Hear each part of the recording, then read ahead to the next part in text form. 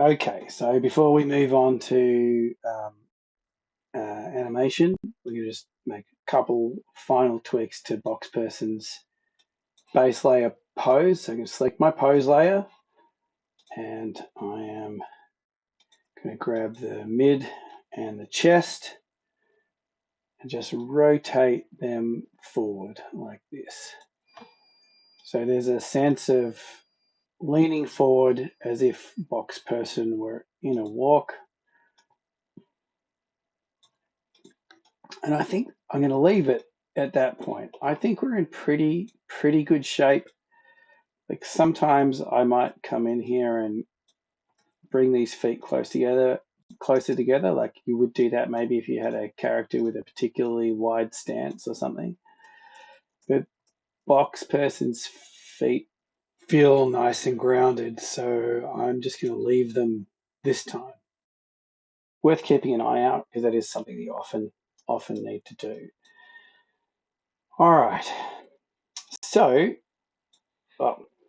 one other thing I should cover is that this pose layer that we did is what we've achieved here is a fantastic starting point.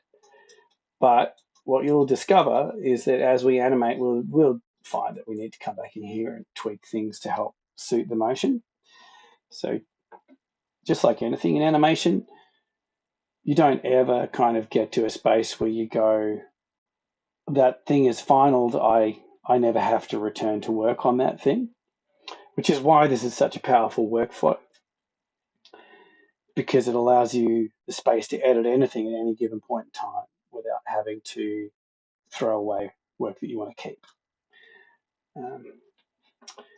All right, so this is actually pretty solid. It looks like a nice pose. It's got some weight. It's kind of doing what we need it to do. Now let's start animating and see how well that pose serves the motion that we're going to create.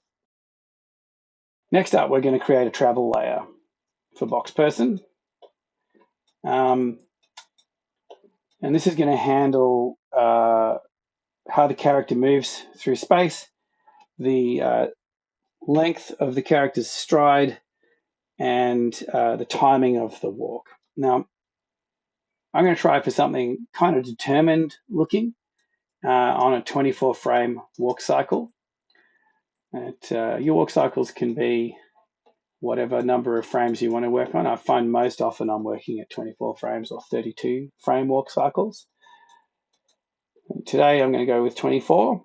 Let's make our travel layer first. Now we only want some very specific things in our travel layer. We want our foot controls, and we want our master control. So this is going to just deal with us making boxPerson move through space. All right. So let's start animating. We know this is going to be a 24 frame walk cycle, so I can right click on this layer and go select objects in layer. And then I can hit a keyframe for our translates and our rotates on frame 1 and frame 24 and then frame 12. And now we can build our first pose. So I'm going to try and really pay close attention to stride length when I set this up. But I want this to feel like a wide-ish stride.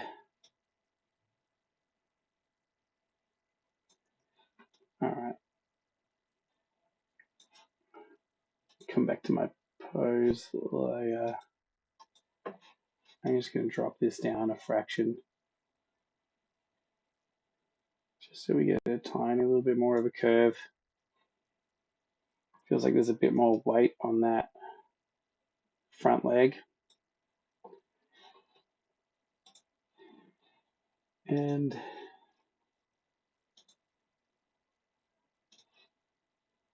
I'm going to just grab my Z curve on my keyframes here and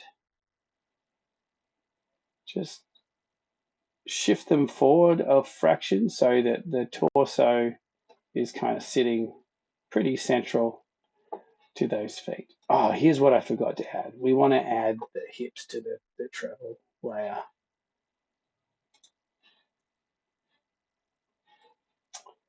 Okay.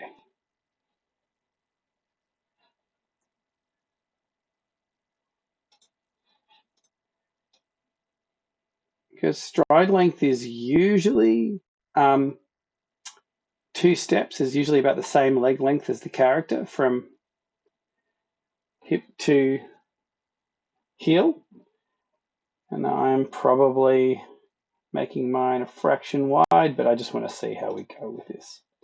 So now I'm going to select both those feet, and I am going to middle mouse click on frame 24, so the pose hold. So let me show you what happens if I don't do that. If I just left click, I lose my pose.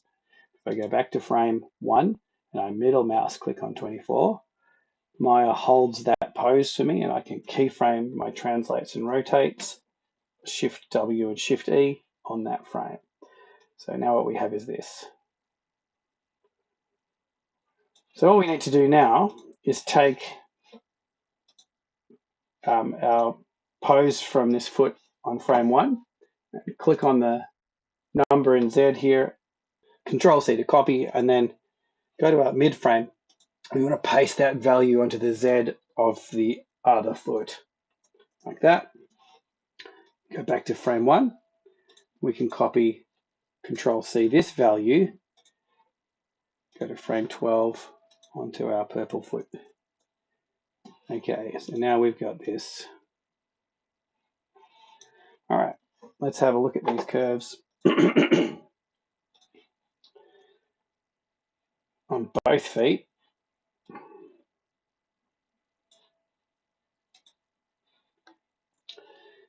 And just flatten these for the moment.